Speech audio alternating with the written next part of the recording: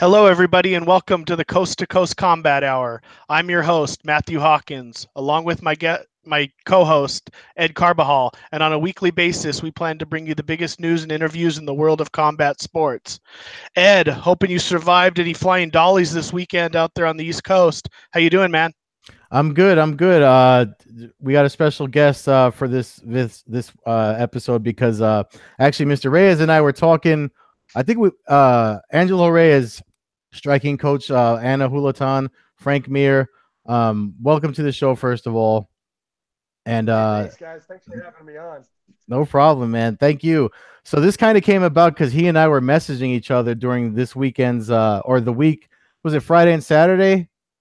We were talking, right? Yeah, yeah, we were Yeah. talking about the fight. Yeah, So we were talking about the fight, and we were talking about everything leading up to it, and just I mean, me being on the East Coast and you guys out there. So a lot of people were messaging me, but I would say Mr. Reyes was in touch with me the most about a lot of things. I mean, last week when we were recording, actually, I think was it last week, you sent us the updated photo of Frank Mir and how much weight yeah. he cut.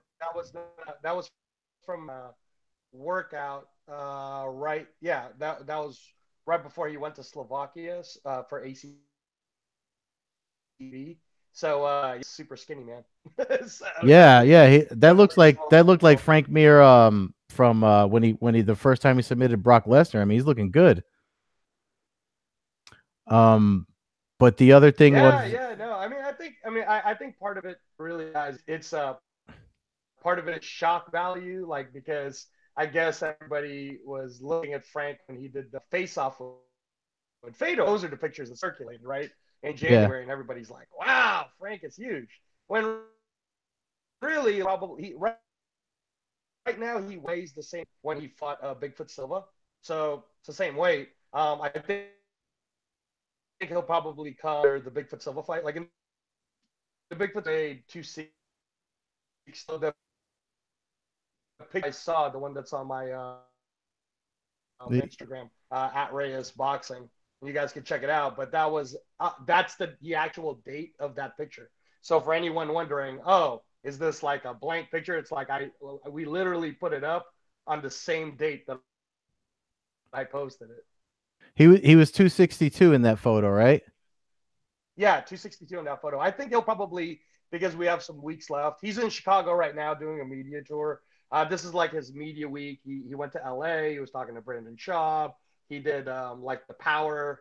I think you know about those shows, right, Matt? They have the Big Boy show, stuff like that. So he was doing a bunch of stuff in LA, and then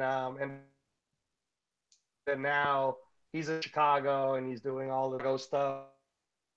Be back late tonight. We'll train this week. Hey guys, Frank, he's super serious about this fight. I mean, like Uh, there's always Frank's in such a good point in his. He doesn't let haters get to him. Like he just there's people that are gonna say good things, and he just kind of is staying very focused. But alone, if you think about how he looked in January when he faced off against Fedor, and how much work he has had to put in, he looks as of that picture. And again, man, I can tell you guys, his ass off. You know, yeah. there were 3 a days. He's finally cut it down to 2 a days, and we're getting pretty close to just doing like once a days because fight, and we want to leave some, and we can't take it all out in training. Yeah. Sorry, you were cutting away a little bit towards the end there. But what I wanted to ask you was like as far as what you've seen from the last fight uh that Fedor fought. You look at Fedor when he fought against Mitrione, and you look at him when he fought against Maldonado, and you being a striking coach, I mean, I kind of feel like the edge lies with Frank Mir. I don't know, Matt, if you agree with me. I know you're one of Fedor's boys with the sweater, but but it's like it's like you know what I mean. Like if I remove myself as a fan and I'm looking at the technicality of it, I feel like the upper hand lies with Mir from their past fights and how they've thrown hands. Yeah, I mean, Um, like you um, said, I'm a Fedor, Matt. you know, lover, so that goes along. But I'm a huge Frank Mir fan too. I've been following both their careers from the beginning. From my perspective, I would say Mir has the strength advantage and the size advantage over Fedor generally. But I would think Fedor's speed could become a slight issue. I'd be curious to see Angelo's opinion on that. The Mitrione fight didn't tell a lot because it ended so quick, and I felt like the Maldonado fight was just kind of he fought a really stupid game plan and then used a lot of heart to come back and survive that fight. But definitely curious about your opinion of how you see that matchup going. Yeah, no, guys. Again, this is one of the things where I got brought into MMA in 2014, and prior to that, I was in the boxing world, obviously, and then prior to that, I was running my own karate dojos up north. I remember Freddie would come up and did, like it was for David Pacquiao went to the Bay Area and did that. And one of the things I've learned in the last 4 years about MMA is been around as long as boxing. So a lot of times I feel like we'll research things in the surface, research everything, because it's very difficult to do that, right? Unless you're not doing anything else, to actually search all of Fade Frank, then you would have a better narrative for how a fight like this can happen. Yeah.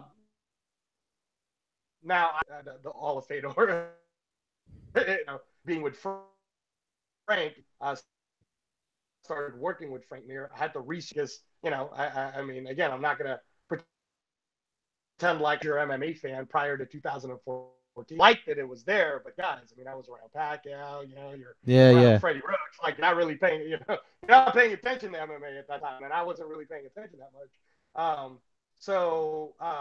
And within the last 4 years, I've really been enthralled in MMA. I mean, it's in my mind constantly. I'm always interviewing opinions, and a fight like this, I think if you really want to get into it and you want to do a fair comparison, it's this year that I think the UFC is celebrating their 25th year. Yeah. So that, let's call sport of MMA, where really watch it, we could then agree that it's been only 25 years. Yeah. So 5-year history then. Now you have to look back and see Fedor from Pride days all the way to now.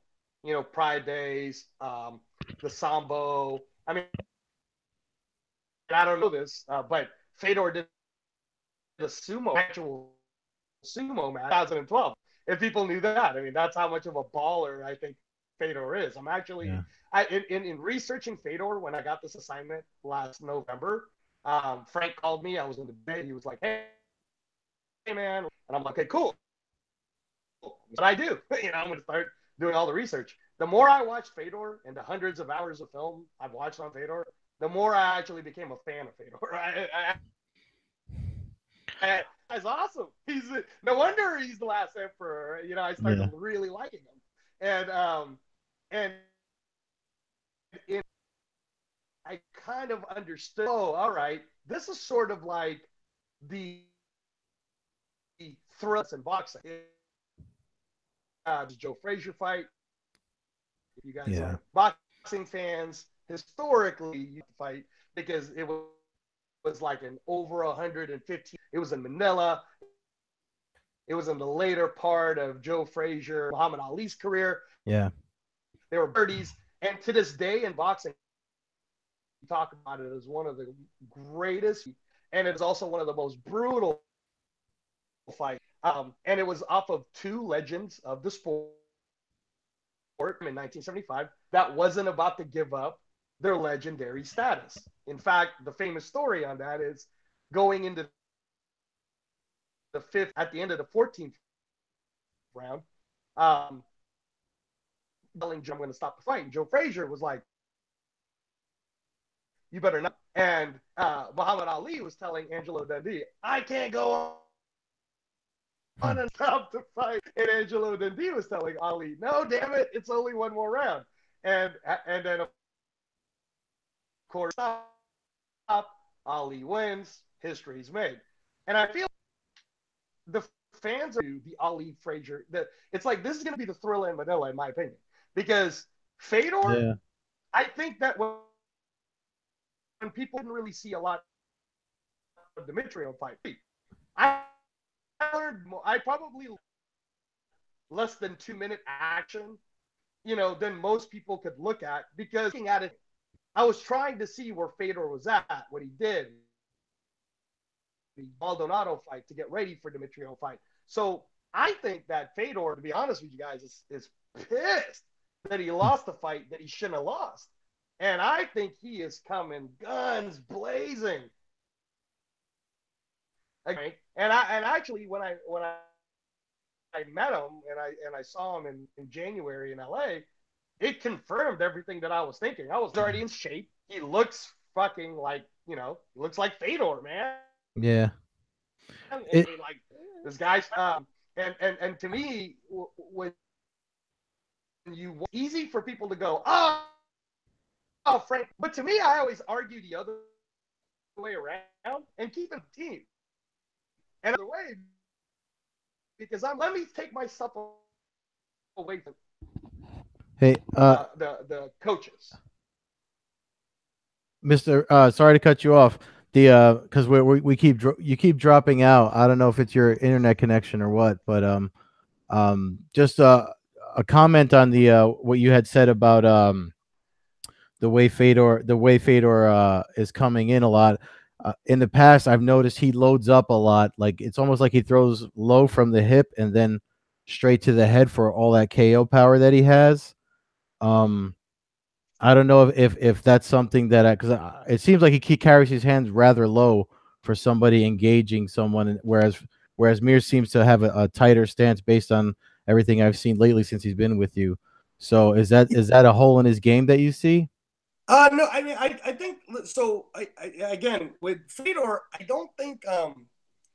I think that first off, if you're like thinking Frank's a major favorite for anybody, I just gotta remind him, man, it's been over 2 years since he would have been in the ring, so you got to put that in as a factor. Just to be fair. And Fedor, after his loss to Dan Henderson, went on a 6-fight win streak. And during that time, when he was going through that win streak, I felt like he was recreating his career. And I kind of, when I was studying Fedor and I was watching him, it kind of reminded me of when George Foreman came back at an older age. He didn't just like get a title shot right away. Yeah. People forget that George Foreman had to build his record to, I believe it was 18-0 before he finally fought Tommy Morrison, I think. I have to look back again because I got so much Fedor and Mir in my head. But I mean, he had to build his record back up even at an advanced age in his mid 40s. Yeah. To get and didn't Foreman have to didn't he retire and come back too before that even happened? Yeah, no, I mean it was because again he literally was Foreman prior to the Ali fight in 1974 in Zaire was like the greatest freaking fighter on the planet. He was just smoking everyone, and he was definitely supposed to smoke Ali. And the fact that Ali beat him, doing it in the way he did, rope-a-dope and the whole bit, right? That's why they freaking made a movie about it. I mean, it's an amazing thing, right? Yeah. So, but when I think of Fedor, I think of him kind of like that, where, yeah, this guy was amazing. And then he got older, but your knowledge doesn't go away when you get older. And because he's a heavyweight, I think in losing those 3 fights in a row where he lost to Silva, then Verdum, and then he lost to Dan Henderson, I think he had to find himself again, like kind of like Foreman in a shorter period of time. Yeah. But like a Foreman where there's this whole other Fedor that came back after that. And you have to really watch like every single fight and try to put yourself in that position where you go, I wonder what Fedor was thinking at this point. I mean, shit, man, you get submitted by Verdum, you get blasted by Bigfoot Silva, a fight that you thought you were winning against Dan Henderson, and you just get knocked out. For you to come back, and then for you to all of a sudden go on the 6-fight win streak, I think too often times, if you're not really giving Fedor the respect you should give him, it's easy to go, oh man, it's not the same Fedor. And in my head, I'm like, yeah, I know. It's a better Fedor. He's smarter. He's gotten more confident. He now has knowledge on top of better nutrition because as time goes on, you have better nutrition. Russia's striking has developed even better since that time. I mean, if you just think about Olympic boxing alone, right? I mean, Klitschko doesn't suck. You know what I'm saying? Like, there's a lot of great things about what Russia was developing in terms of how to use their hands, how to get better at it. And Fedor, I think, even though he was older, his knowledge of the game of MMA started to show up even more, but he was winning more in more efficient ways. That's the way I would say it best. Because this is what I think. Like in the Maldonado fight, I know that within the MMA community, the easy way to look at that fight is to just go, oh man, Fedor's a shell of himself. That was crap. When really, let's pretend you didn't, like, let's say I brought in someone from the boxing world and I said, hey, I want you to watch this fight. He has no idea who Fedor is and he has no idea who Maldonado is. All he would know is whatever record is there. And then I would tell them, I would say, hey, by the way, I just want to let you know, Maldonado is 24-0 in boxing. He's actually, the majority of his fights, of course, is in Brazil, but 24-0 in a boxing ring is still 24-0 in a boxing ring. So you add that to his MMA record. So that fucking guy, Maldonado's got a lot of fights, right, guys? Yeah. So absolutely. With that said, here he is. He's fighting Fedor. And you can tell when he dropped Fedor, I remember even having this conversation with Frank where I told him, I said, I want you to think about this, Frank. Fedor is already like the emperor of Russia. So it's not like he didn't get paid already to do that fight. In fact, the fight was in that country. So he's getting paid. So you get dropped and you're already older. You could have just said, screw it. You could have just said, well, I'm not going to try that hard. There could have been a lot of reasons to not continue. And instead, man, Fedor, like, it made me more of a fan because it's kind of like Fedor said to himself, F that, I'm coming back. And then he comes back hard. So that's why when people tell me, I actually thought Maldonado fought, I thought Maldonado won the fight, I look at him like, you're nuts, dude. In the last 12 minutes alone of how Fedor fought that, I'd give him the fight just on that, just to come back from the knockdown and how he goes up to him. But you guys have to watch the entire fight. Prior to Fedor getting knocked down by Maldonado, he was beating the crap out of Maldonado, actually. Then he got caught and knocked down. Then the fight played out the way it played out. So that was the Fedor who just now proved himself in 2016. I still got it in me. I'm still Fedor, and I'm going to blow it up in Bellator now. I'm going to be the man. Oh, my first opponent's Mitrione? No problem. I'm going to go fight Mitrione. So now he fights Mitrione, right? And then everybody goes, oh, you can't really tell much from that fight. Actually, you can tell a lot from that fight because Mitrione was sitting there going, F that, I'm not getting into Fedor's wheelhouse. So you know how like some people would sit there and go, well, probably the easiest thing to do is walk right up to Fedor and take him down. Now, guys, if you've been watching MMA for a long time and you've seen Fedor's fights, you know for a fact that he's one of the hardest people to take down. Yeah. Very low center to the ground. He's got great hips. He actually wrestles. He uses his judo, and his wrestling's gotten better, but he uses his judo really well so that he never puts himself in a bad position, especially when clinches and grappling starts to happen. And then he can explode and strike right away from any one of those positions. So actually, it's kind of a bad idea to get close to him. And it's like saying, oh, you know what?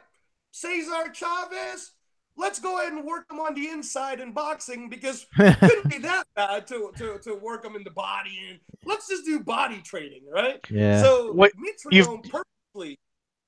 You've definitely done your research here on Fedor. What that's kind of what Mitrione had mentioned about how he was reading Fedor's eyes and kind of trying to time his jump in for the punch. And they basically threw it at the exact same time. It's just Mitrione caught a little more of the chin. Exactly. Now, what does that tell you, though, Matt? The fact that Mitrione got dropped, and Mitrione is an athlete, right? He's a football player, athlete. He's much bigger than Fedor. I mean, I was with Mitrione during the last fight, the Mohegan Sun, and I remember that night in the room, he was doing his practice. I was there with Anna. They were both in the same mat during the practice that night. And I remember texting Frank going, fuck, dude, Mitrione is a machine, man. I think he's really gonna like do an amazing job on Saturday night, because you could just see in the way he was moving his legs and how muscular his calves looked and how he was moving in and out. Now, I want you to think about that. That's the Mitrione that fought Fedor. And Fedor knocked him down. So does that mean Fedor's power is gone? Hell no. Fedor's power is totally there. Yeah, I don't think he's lost any power. I think he's just lost a step and a little bit of reactionary time that's just come along with age. But I mean, you've obviously done a ton of research, watched all his fights, which is great, because it's hard not to become a huge fan and especially learn the history of all that going on. That's I've done that with boxing. I tell people my favorite memorabilia is a Joe Frazier signed boxing glove that I got here in my room. That's awesome. That's awesome. Yeah. So, I mean, I think it's great that you've kind of transitioned from boxing to MMA and really are starting to get appreciation for the sport and learn the history. You're in a position where you're allowed to do that, and it's kind of part of your job. So that makes it nice. But, it's nice to hear that you've actually done your homework and got some, got some respect for the legends of the sport. A lot of the newer people come along and don't realize that Fedor had those fights after his 3 losses, in Japan and Russia, and they were against Pedro Hizzo and Jeff Monson and Ishii. So it wasn't exactly the strongest competition in the world, but he looked amazing in a lot of those fights. Yeah, and you're exactly right, Matt. I think that's where it's always at is it's not so much like when you're like, if you're a coach or you're an aspiring coach, you want to get into MMA or you want to get into boxing, when you're researching your opponents, don't watch who they're fighting. Watch how they're performing. Because when you watch how they perform, then you'll know, you can put yourselves in their shoes. Like, oh, wow, this guy really did that. Like probably one of the hardest fights for Fedor, if you really think about it, is the first 2 right after he got beat by Dan Henderson, because he had to really figure it out for himself. Like, do I even still want to do this? Is this still even in me? And I really think that's one of the great things about, I think that going into April 28th, the audience, and if you're an MMA lover, because there's too many MMA haters, man. Like, if you're an MMA lover and you're in the sport, then don't shit on your own product. You are finally getting your Frazier Ali. You're finally getting your Mayweather Pacquiao. And by the way, you don't have to pay $100 for it. It's free.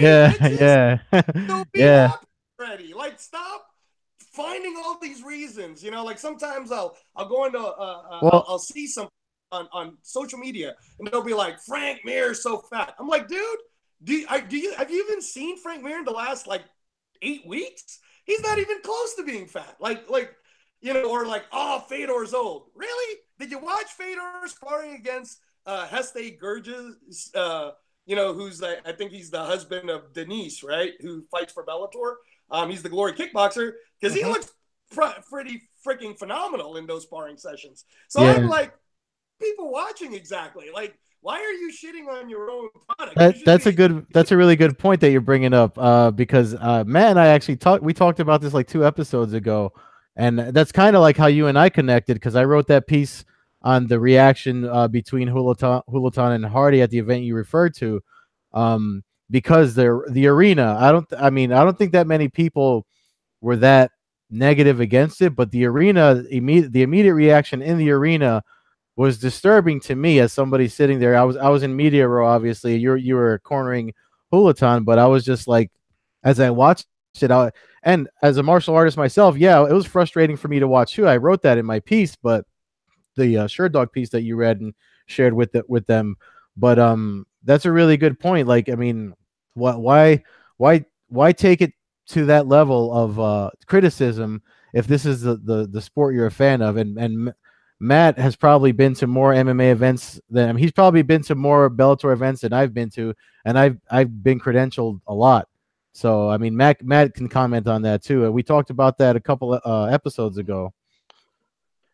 Yeah, I mean, I've been to. I think this. I just got tickets actually for 2 more events, so I think it'll be my 23rd and 24th Bellator event. So I've seen almost a quarter of their, their 200 events, so an eighth of their events live.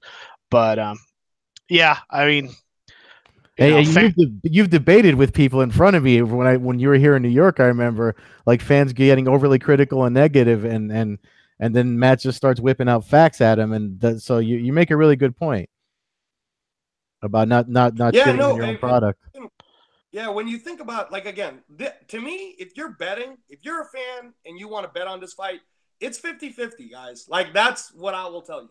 And part of the reason why is we're still talking about heavyweight MMA, and we're talking about 2 guys who within the last 3 years has proven they still both have power. Yeah. Frank Mir in his last, like, I know everybody always talks about Frank Mir, submission. Yes, he's probably, in my opinion, the greatest heavyweight submission artist of all time. Some people will argue it's Nogueira. Some people will argue, maybe it's Verdum. I still think it's Frank. And the Nogueira argument, I'll always just sit there and go, well, he broke Nogueira's arm, so there's an argument. Yeah. Well, he's definitely the greatest submission artist in heavyweight in UFC history. I mean, that's not even in debate. And I think the odds have Frank as a slight favorite. I think he's like minus 180 or something, which he's almost a 2-1. But that's nothing over the top. So I don't think anybody who really watches it, the sport, thinks that it's going to be a blowout either way. I think that a lot of that just comes from Fedor's history of always being considered the best. And that's why when he lost, it was such a catastrophic blow to, his fans, I guess, but it just people in general who followed him. And, and it allowed for the collapse, or, the somewhat collapse that fans will say he had in his career, to be so extraordinary because they expected so much of him. When he lost to Verdun, he was like a 6 or 7-1 favorite, and then even coming off that loss, if he had rematched Verdun the next week, he still would have been like a 4-1 favorite. It was just one of those things where people had such high expectations, and in the sport of MMA, everybody loses. There's no, Igor Vovchanchyn went on like a 49 fight winning streak early on in the early Russian no holds barred days. Fedor came along and he had his questionable loss, which wasn't really a loss to Kosaka early in the rings promotion. But after that, he rang off, I think, like 33 in a row. Those don't happen. That's why Khabib Nurmagomedov is so incredible right now and is getting so much hype, because he's now 26-0. The number of fighters you can name that hit that level of a record in MMA is, you can pretty much count on one hand. So I don't think anybody should think it's going to be a blowout. I think it's going to be a great fight. Yes. I hope they both come in shape. That's my main thing, is I hope that I can see Frank's taking it seriously, and I've seen some pictures. I think it was with Fedor training with Jurgis, who actually just fought in Glory, and he went to a decision against Badahari. So, you're talking top of the food chain kickboxer there as well. So if Fedor's got him in camp, there's some serious training going on. Yeah, no, they were just sparring this week. I actually watched a little bit of it, and no, Fedor's coming to play, man. And again, I wish the fans would just get like super excited so that this becomes like water cooler talk, because I really think that you guys are finally going to get something that you like. And when you say blowout, like, look, I'm not going to lie, right? Do I believe that this fight could end quick? Yes, I do. I think that both fighters have massive power. And both fighters actually understand submissions and grappling well enough that in any given time, that first 5 minutes, anything can happen in that first round, the first 5 minutes. And as much as I could sit here and try to tell you guys, it's going to go the distance, I don't know that, because it's still heavyweights and anything can happen. But if either one or the other ends up getting knocked out, or one or the other ends up getting like crazy submitted, I won't consider it really a blowout. I'll consider it that they've been training and training and training, and then training against all these top-notch competition and doing everything they need to do, and they're finally going to get to meet. And the only thing that I would hope for is that the fans realize that this first fight was so cool that maybe we could see a rematch at some point, no matter who wins or who loses, while they're still both fighting. Because you never really know when someone is thinking about retirement.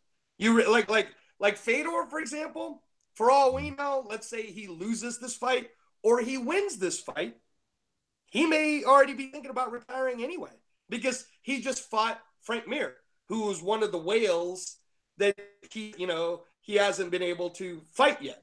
And then you flip it to the other side.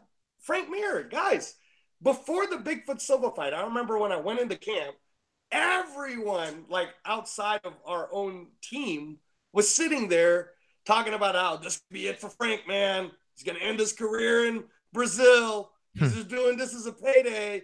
And I was like one of the only people sitting there going, are you guys not seeing what I'm seeing in this fight? Like, Bigfoot Silva doesn't have the hand speed Frank has. And actually, it's going to be much easier for Frank to just straight up box this kid. He's going to knock him out. I mean, like, just based on what I'm looking at. But, hey, maybe I don't know that much MMA. And in a lot of ways, it kind of helped me that I didn't know that much, in terms of, like, because sometimes when you're too close to the situation, you forget that it's still just hands hitting chins, right? So anything can happen. So, yeah, we don't know. I hope, again, though, that everybody, like millions of viewers, watches this around the world so that they go, wow, that was amazing, Fedor versus Frank, instead of everybody going, man, this should have happened 10 years ago. I don't know if it would have been as exciting 10 years ago. I definitely think it's pretty exciting right now, though. Yeah, it definitely is. I mean, when we one of the first things we talked about, I mean, well, I don't even know. Sometimes I confuse me and Matt's conversations about MMA, whether it's been on an episode, but the tournament in itself, I mean, you have a former UFC champ versus a former Pride champ. That right there in itself it's main event worthy, no matter where it is, no matter what it's a part of. But the tournament for us as fans of the sport, it's new, it's rare in this country to have something like that in an American promotion outside of the Ultimate Fighter show. So it's definitely a big deal to us. But when you're talking about being new to MMA, you had mentioned earlier when you came into training MMA fighters coming from the boxing world. I have to ask, because one of the sites I write for is From Proof Media. It's a boxing website mostly, and I'm the lead MMA guy there too. And so one of the questions I have to ask you is, when you started coaching MMA fighters, was there any flack that you got from the boxing community? Like, what are you doing? Why are you doing that? Were you seen as a traitor at all? No, I was actually lucky because I was coming from the karate world into boxing. So, I haven't been a Kempo karate black belt, and running my own dojos in the Bay Area for close to 30 years. It wasn't really that hard. I mean, we added boxing into our dojo programs so that some of our students could learn a competitive sport outside of karate. And then that's how I started training a bunch of amateurs. We were going to national tournaments in Colorado. And that's how I ended up meeting Freddie Roach, because one of the better students that we had in karate was Anna Julaton. And then Anna was doing so great. And then she was always representing her Filipino-American roots, and that it really got a lot of news even when she was in the amateurs. Now, that just happened to be during the same time that Manny Pacquiao was starting to rise in the pros here in the United States. Oh, wow. So then they ended up meeting each other in 2006, I believe it was. They met each other. And then I remember being in the gym. Anna was training a little bit with Freddie. And then Freddie had already been talking about how, Anna's goal was to be an Olympian and go into 2008 Olympics. But Freddie was already talking about how if he trained her, he felt like she'd be a world champion, then she'd be one of the best female boxers out there. And then he did that. He ended up taking over her training. And that's kind of how I got into the boxing world. So, Nice. So in a lot of ways, I was lucky, because it wasn't like I was going into the mixed martial arts world not having been a martial artist. It was actually the other way around. I went into the boxing world from being a martial artist. I just never really got into the sport of MMA, because again, when you're talking about, like we're talking 2000 to 2003, MMA wasn't really in my radar as a spectator sport. I mean, obviously, as it got more popular with like Elite, with what Spur was doing in Korea, like in the Bay Area, it was a big deal because of Scott Coker. He was doing all of those cool shows up there, and you knew, hey man, you want to go to San Jose, you want to check out these awesome shows. I mean, I remember being there for Gina Carano Cyborg Live. I thought that was cool, or the first UFC fight I think I went to was Oakland with Chael Sonnen versus Anderson Silva. The infamous Chael was winning all the way up until the last. Up until he wasn't. Yeah. Yeah, it was crazy. So, but again, now by the time MMA started, being on my radar where I would like it, I was really heavily into boxing. So, in 2014, when One Championship signed Anna to a deal, to be in Asia, at the time, One Championship was showing it to 1 billion viewers. They were really trying to make a presence in Manila or into the Filipino community. And you guys have to remember, too, this is one of the reasons why Anna got an award from the Boxing Hall of Fame, is that at the time, they didn't even have 125 women yet. Like the women's program was just starting. So, I mean, again, America, obviously, the United States is the cake, right? We know this. But if you reversed it and Anna did her debut as a United States person rather than doing it for One Championship on the other side of the world, we could easily be talking about Anna Julaton's like Ronda Rousey, because she kind of opened that door on that side of the world, right? But again, promotions on that side of the world, much like Fedor fighting for Pride on that side of the world, it's different than fighting on this side of the world in the U.S. So yeah, like Brandon Vera actually was the heavyweight that I trained before I trained Frank Mir. I trained him for that fight where he knocked out Igor Sabura in the Philippines. So that was fun, right? And it was fun to work with Brandon, because here's a guy who major Muay Thai martial artist, but I think he was coming off of like a 2-year losing streak or something like that. And, here he is, he's trying his new weight, his new body at heavyweight. And we were just kind of like talking theories and playing with these ideas. And he actually used the moves that we were covering. And then from that point, after that fight, I'd already started working with Frank a little bit, because I started working with Frank about November of 2014. And then, our first fight together was Bigfoot Silva. So, and then from 2015 on, I got super heavy into MMA because, like you said, Matt, it's my job, right? You have to say, I mean, like when I was with Freddie, all we would do is watch boxing. So, when I was with Frank, all I would do is watch MMA. So when you were coming up in boxing, or when you got into boxing, who were some of your favorite boxers? The first event I ever went to was at an Indian reservation out here, and it was Sugar Shane Mosley against Wilfredo Rivera, and Mosley knocked him out. Mosley knocked him out in the 10th round. Yeah, I might have been there for that one actually. Maybe. And once I saw that, I was pretty much hooked on the live event experience. So I was a fan of Mosley, Corte, some guys like that, and I'm just curious, who were some of your favorite boxers that you like to watch? Well, you have to remember, man. So me being Filipino, right? Obviously, it's Manny Pacquiao, but of course, in the Philippines, we were already heavily into boxing because of Muhammad Ali, the Thrilla in Manila. So we're talking Alexis Arguello, Aaron Pryor, Robert Franz. We're watching them all. Marvin Hagler, Sugar Ray Leonard. So, it was so mainstream to us that we definitely paid attention to boxing. And when I went into Wildcard Gym, I remember going into gym and you would just see like James Toney was right there, and like, yeah, Klitschko's would be coming in, or like I don't know if you remember Juan Lascano.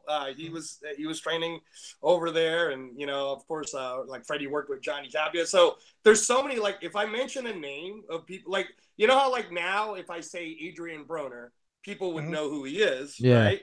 But I remember Adrian Broner when he just was turning pro. He was going into Wildcard Gym, and he was like the coolest kid, like. Yes, sir. No, sir. Yes, ma'am. No, ma'am. So there's so many like legendary like names that went through there. Like Mosley is one of them. Obviously, he was great. Me personally, like when I think of I didn't get to see them live. I got to meet them, but I didn't get to see. I never got to watch one of his fights live. Is Marvin Hagler. I still think Marvin Hagler's probably the greatest southpaw fighter of all time, arguably the greatest middleweight of all time. And he's freaking, man. I mean, other than getting robbed by Vito Antuofermo, and then I still think he beat Sugar Ray Leonard. So he got robbed twice. But I think he was the man. Marvin Hagler was amazing. He was badass. Yeah. But when you go down it, I mean, you guys have to remember, like when I was at Wildcard, those are the peak times of Manny Pacquiao. And for us, Manny Pacquiao really changed the grand scope of how Filipinos were even being looked at in the United States. Because you have to understand, like, he was like our Roberto Duran. You know what I mean? Like, he was our it's weird in a lot of ways, but like Fedor is kind of like Manny Pacquiao in so many ways, like because prior to Pacquiao, it wasn't like we didn't have Filipinos in the entertainment industry, and it wasn't like Filipinos weren't already in the United States doing a lot of amazing things. But it's almost like when Manny Pacquiao came in and then he did what he did and it started becoming mainstream, then everybody who had even a 1/8 Filipino blood was all like, yeah, baby. Yeah. I'm Filipino, man. I mean, you start seeing it, and then it's interesting because when we think about mainstream sports, like here's one for you, Matt, because when we talk America, you got to talk baseball, football, basketball, right? Okay, so baseball, football, basketball. Well, here's one. Did you know that Tim Lincecum is Filipino? Most people would sit there and go, "What? I thought he was Italian." Well, his mom's Filipino, which actually makes him half, which means that he actually grew up within that group. Or here's one for you. If you're a Patriots fan or if you like football or you like that Patriots dynasty, just so that you know, Teddy Bruschi, Filipino. I knew that one. I knew that one. Yeah, it sounds like all the 1/8 Irish fans getting McGregor tattoos these days. Kind of like it, but it's very real similar to have a guy who kind of represents the country, and especially if it's a smaller country, you guys can really get behind the heroes. Yeah. We saw it in Dagestan. I know Russia's gigantic, but we just saw it in Dagestan when Khabib returned after winning his title, and they have people dancing in the streets and a full parade for him. In the United States, we really don't get that. He actually had a big following here too for 223. Like Brooklyn was all Team Khabib. What, a lot of Russians. Yeah. I mean, because there's a lot of Polish, especially that area of Brooklyn. Because it's right. It's like 8 stops. I'm talking subway, New York talk, but it's 8 stops from Williamsburg, and like in Williamsburg, Greenpoint area, there's a lot of Polish people too. So, like Joanna has a huge following in New York, and I was actually surprised that Khabib had so many fans. That were with the headpiece and everything. Speaking of which, I mean that's kind of how we came about having you on the show today, because the back and forth you and I had messaging each other about the match between Rose Namajunas and Joanna. That was like people are arguing about the third round. At the end of our conversation, I had it 2-2 before the final round. But I mean, with your expertise, the way you were watching it, I'm not going to show everybody my phone, but why don't you just give us your breakdown of it so you can talk about what prompted us talking so late at Saturday night when we were talking about the fight? Yeah, no, I thought it was a very exciting fight. Again, this is one of those where instead of being negative or shitting on a product that you just saw, people should be talking about how amazing of a fight that actually was in Rose Namajunas versus Joanna Jędrzejczyk.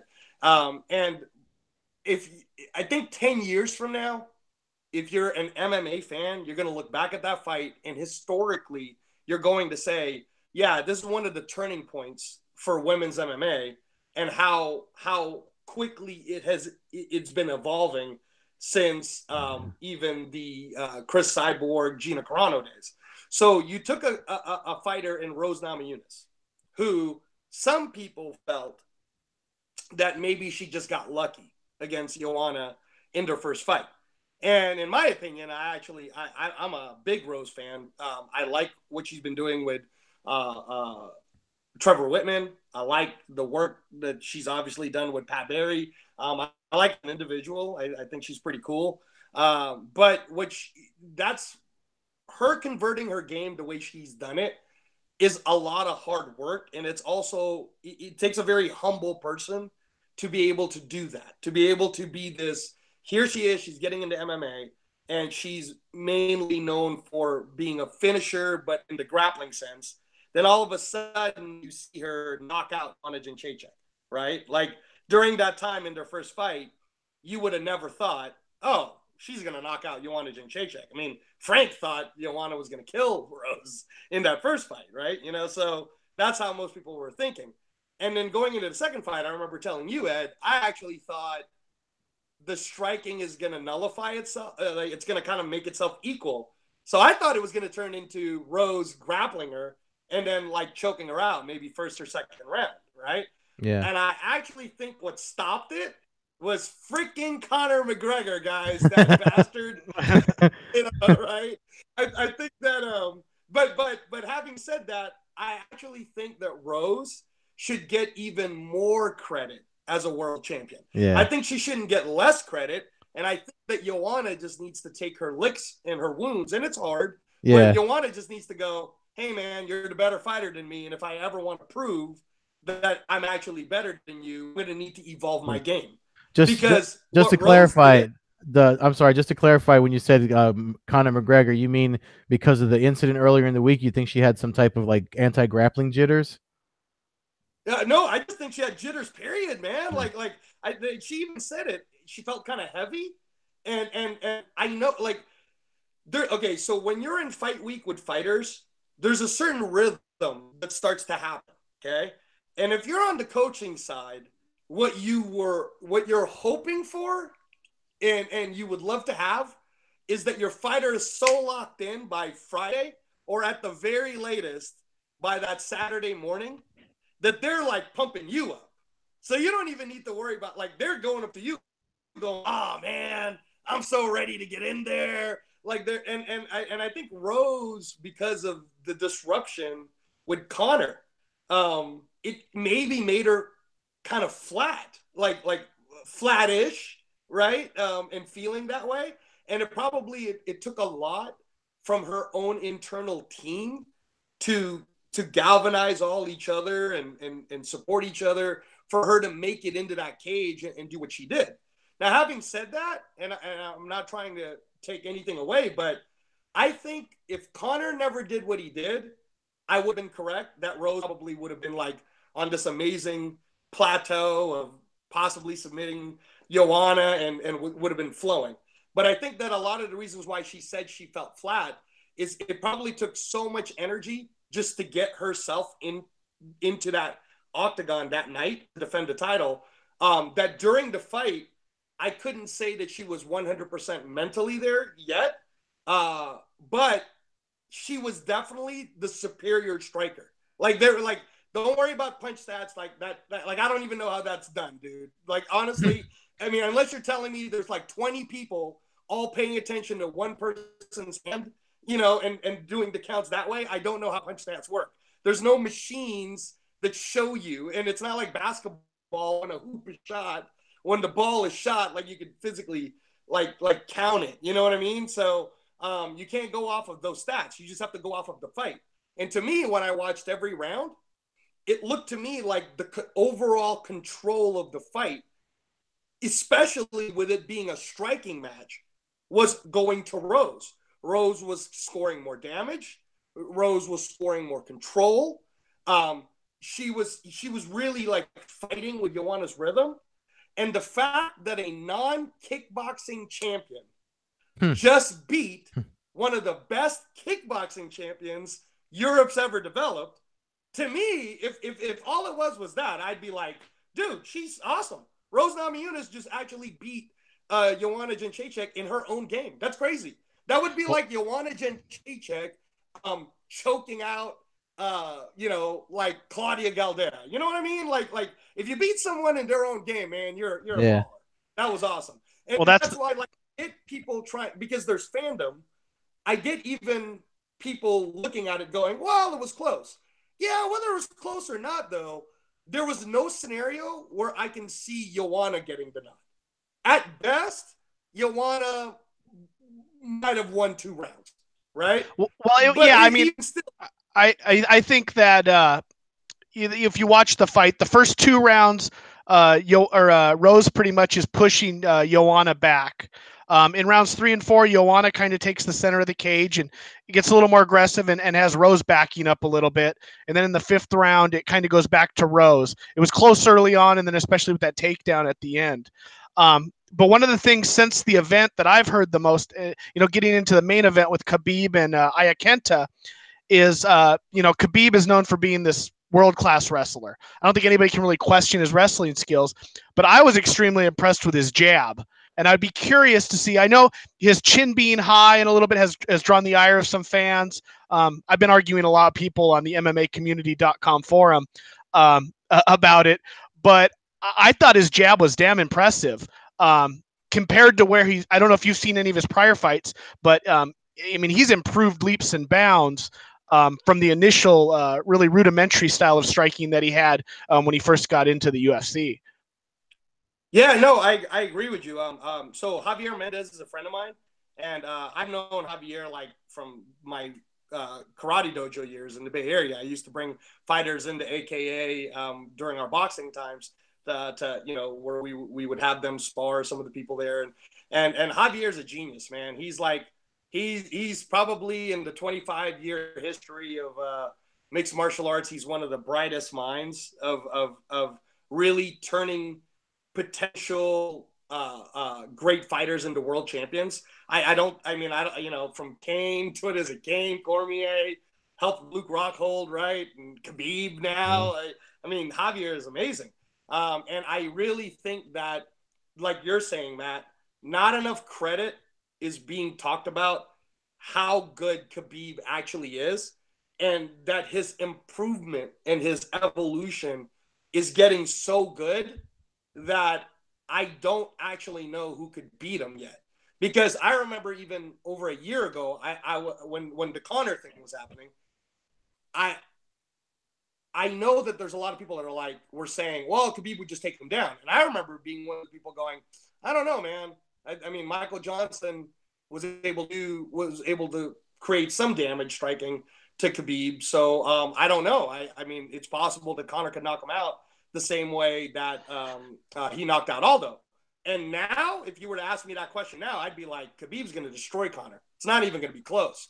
Well, I think he still looks to take him down. I think it would be foolish to stand with Conor. I think Conor, striking's about a 9, but his wrestling and grappling is more like a 4 or 5. So to me, Khabib has a huge advantage taking that to the ground. The fans, I just have been interested to see their reaction, because anybody who's watched Khabib fights has always known he had holes in his striking. But I felt like there was actually less holes this fight than in any of his other previous fights. You bring up the Michael Johnson fight. Michael Johnson had about 90 seconds of a little bit of success, a lot of shoulder strikes and a lot of air, but he was getting his shots off. And then he got shut down for the last 12 minutes before he got Kimura'd. But I just thought his jab was great. He went in there against a guy who was, everybody said Iaquinta's only chance is to knock him out standing, and he stood in front of the guy and outpunched him like 150-15 standing. And although they were jabs, he busted the guy's face up, and I was impressed with it. I thought there was less holes than he's had in any of his other fights. So I'm right there with you actually with that, because again, see, this is what I mean about how there's not enough credit being given to the fact that, like, first of all, Iaquinta, he doesn't suck. Iaquinta is a very good mixed martial artist. Yeah. He's ranked for a reason. Secondly, Iaquinta does have the ability at 155 pounds to knock you out. If he catches you, he can knock you out. He's a very young, aggressive, strong, explosive with his hands. So the very fact that on a, less than 24-hour notice, Javier Mendez has to create a brand new game plan, be so locked in with his fighter, Khabib, who I met Khabib now. I met him a few months ago when we were in San Jose. And he's very locked into Javier. It's like Pacquiao and Freddie back in the old days, right? They were very locked into each other, Javier and Khabib. And for him to be able to say that, the things that he was saying to Khabib, and making sure that Khabib doesn't get too excited, even when he was winning. Khabib basically pitched a shutout. And if you think about it, you've now seen Khabib pitch a shutout to two of the best strikers that are in the top 10. He did it to Barboza, and then now he's done it to Iaquinta. Making an argument to say any of the other guys could beat Khabib, it'd be a tough argument now. Because I think Khabib, unless he gets worse or he gets injured, I don't see any of those guys really being able to beat him now. Now Khabib's at that level. Yeah, no, I agree. I mean, he's definitely the top of the food chain now. I mean, you could take away Conor out. Ferguson's out with his knee surgery that he put the pictures up today. But what do you think about? So Iaquinta actually did an interview after the fight with TMZ, and I kind of noticed it watching it. I don't know if you guys did too. It was like in the second or third round, because obviously he came in with a lot of tension. Like, this was not something he prepared for. Chance of a lifetime title fight out of the blue, like you said, less than 24 hours notice. And in the first few rounds, it's like he was just tensing up and going to take whatever came at him and try to throw back. But midway through the fight, it seemed like he got confident and found, he was the takedowns weren't so easy, and he was throwing back more, and whether or not he was landing, but he actually said that he feels like he could beat Khabib now that with the proper preparation and not getting, not getting surprised the way he did within 2 days notice, he thinks he can beat him. I mean, and I think that goes back to what you were saying about the fight jitters and the how Conor caused all of this. I mean, yeah, I know you were telling us a story before we went live about how situation with Anna back in Argentina. You said that you were concerned that it was messing with her mental preparation too.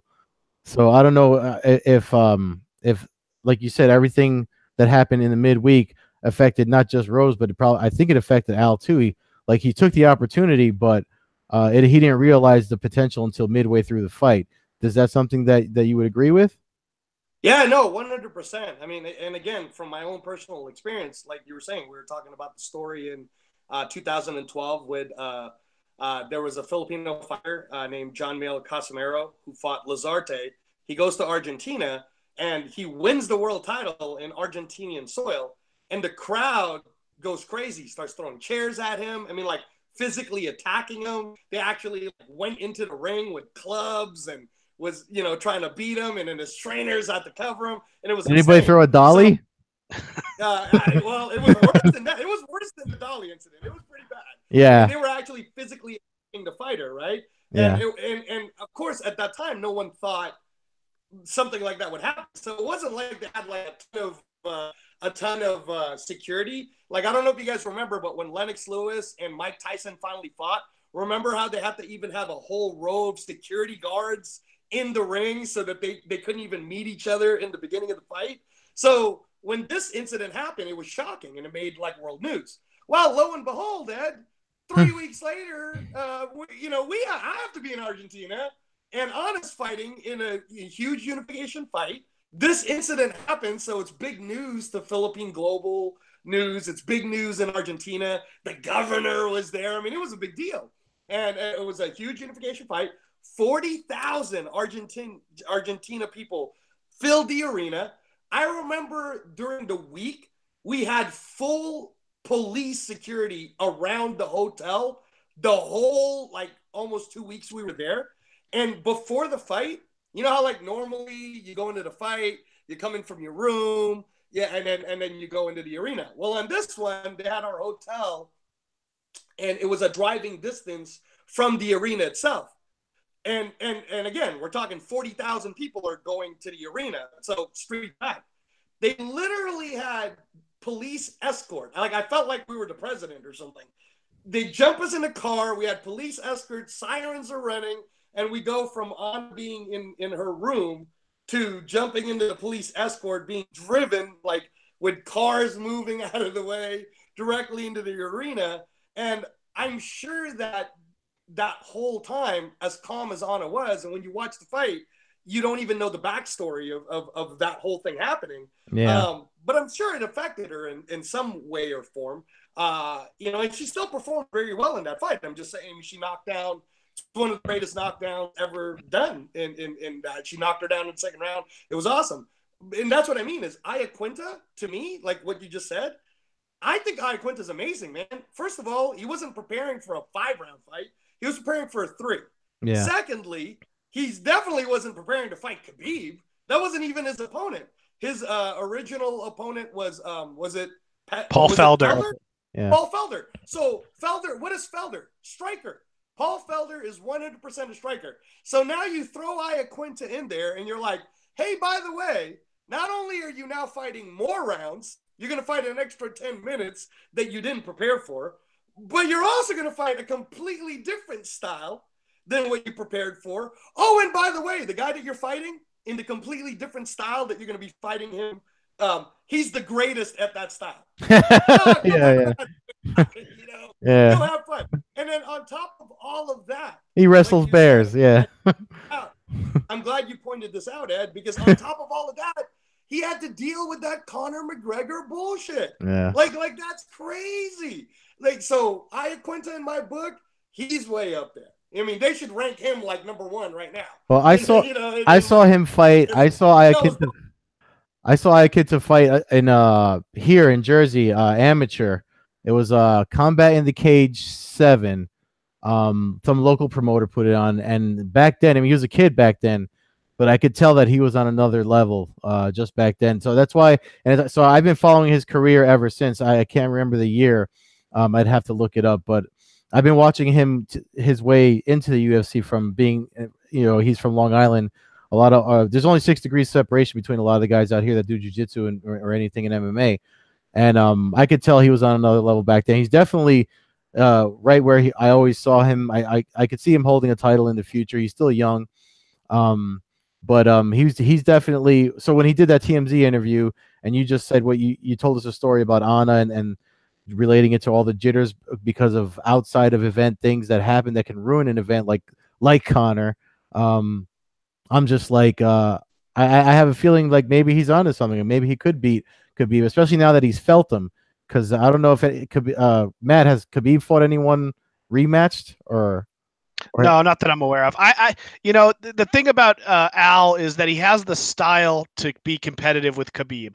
I don't, you know, I told you last week that I didn't think when Holloway was scheduled, I told you if Holloway had 100 years to train for him, I didn't think he would beat Khabib.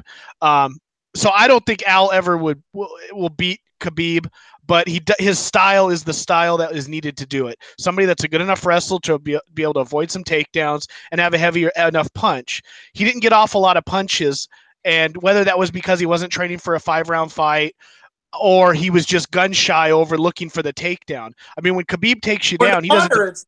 Or the Conor incident. Well, there's all that, but when Khabib takes you down, he doesn't. There's no pitter pat. He's beating you up. He's punching you. Al went through 2 tough rounds of that. In the first 2 rounds, I mean, it was a landslide. The first 2 rounds, he got taken down and he got hit with 100 or 50 punches each round. And then, you know, it's the person that's going to do it is going to have to be the person that's brave enough to stand in there and throw the big punch while being able to still be quick enough to avoid the takedown. Whether that's going to be an Eddie Alvarez, whether that's going to be a Ferguson. I don't see anybody. Justin Gaethje. If Justin Gaethje's got a style to do it because he's got balls and he's not afraid to be taken down. Yeah. I think if you get over that fear of Khabib taking you down, at that point somebody might be able to stand in the pocket and lay him out, or catch him with a 3 or 4 punch combination as he's lifting his chin and going back.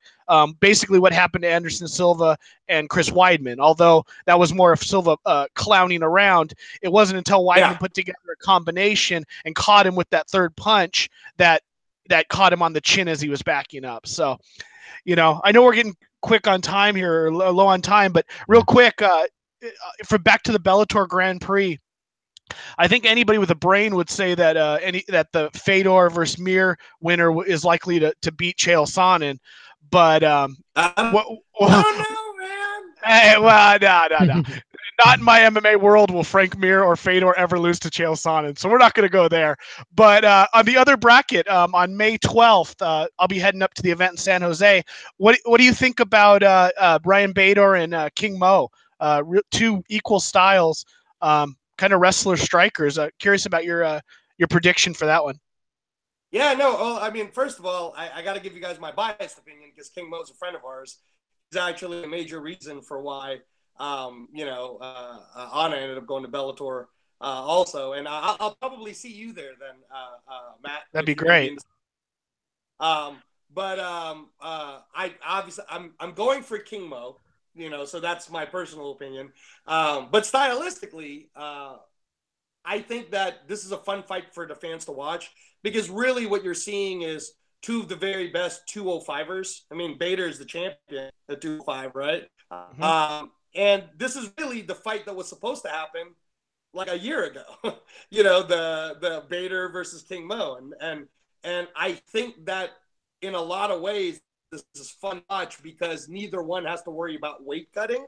So you're going to get to basically see them fight at whatever their natural walking around weight is.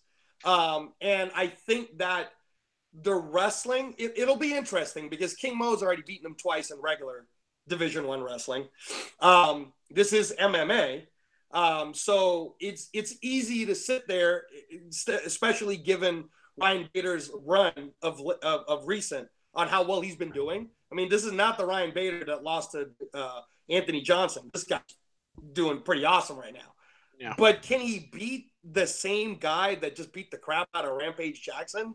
Because when you talk about using wrestling and using boxing in an MMA scenario and putting it together, King Mo's probably one of the very best there is. And I think that King Mo doesn't get enough credit, that he's actually a smaller body, and he tends to beat bigger people. And now that he knows he can out-wrestle Bader, I think this comes down to Bader striking. I think that has Bader gotten so good at striking that he can make King Mo respect it? Or is King Mo basically going to do to him what Khabib did to Iaquinta? And are we basically going to see kind of the same exact thing? And I'm kind of leaning towards a Khabib Iaquinta type win for King Mo. And that's not because I don't like Ryan Bader. I'm just talking stylistically. Yeah. No, I mean, if I could just chime in really quick, because I actually wrote a piece over at Front Proof Media. I started this, I called it Underrated, and I was listing fighters that I thought were underrated. The first one I wrote, it might have been the first or second one I wrote, but I wrote one of those pieces is about King Mo because of the fact, and the reason I forget what 2016 or 2015, and Matt, you might have to help me out on this, but he fought like 3 or 4 times, and he closed that year doing the first Ryzen tournament, right? Yeah, it was like a 220-pound. I don't know what kilo that comes out to, but it was like a 220-pound cruiserweight, basically, tournament. Yeah, he won that. He's got a win over Czech Congo. Yeah, and he's won these types of tournaments. He's been in these types of tournaments more than any of the other guys in this tournament. So I mean, for an MMA tournament, I mean, so within 48 hours, like he fought the day before New Year's Eve and then on New Year's Eve, right? Yeah, exactly. He fought he fought the day before, and then he fought twice on New Year's Eve. I think he fought on the 29th basically of the month, and then he fights twice on the 31st. I mean, he's 9-1 at heavyweight, and his only loss is to Mirko Krokop. Yeah. So I Yeah. think You know, I think he's the one he's people are seriously overlooking him for this tournament. But yeah, I mean we can close it with that. I mean, I don't know. Are you on the same page with King Mo, Matt, or? yeah, I said it on the other show. I think they're really similar fighters. And I'm curious how Mo is now. He's a little older than Bader. I don't know their exact ages. I have to look it up. And I know Mo's had some injuries. I initially picked Bader just because I thought he was a younger kind of exact version of Mo. But interesting hearing Angelo's take on it. I think it's going to be a really close fight. I would like to see it become a ground fight. Would be really kind of cool.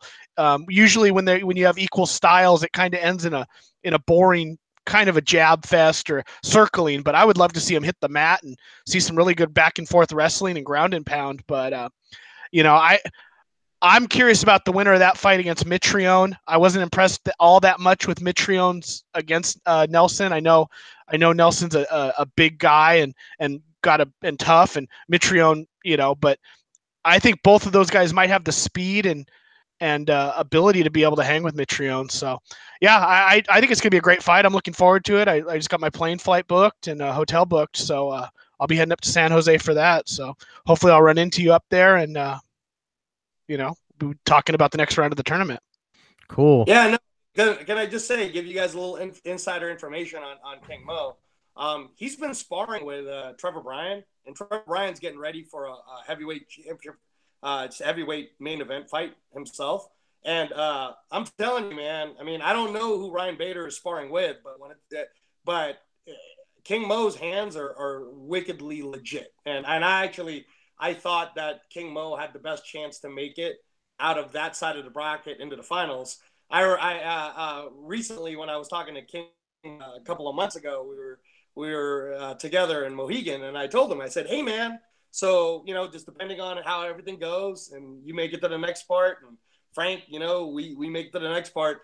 What do you think about us, like teaming up together, and you could help Frank with Chael, and then we would help you with Mitrione, and it's kind of cool." And he was like, "Yeah, that'd be awesome." And then King Mo, he's so funny, man. That's why I love him. He's really like all the way real, like good, bad, indifferent. He's always real.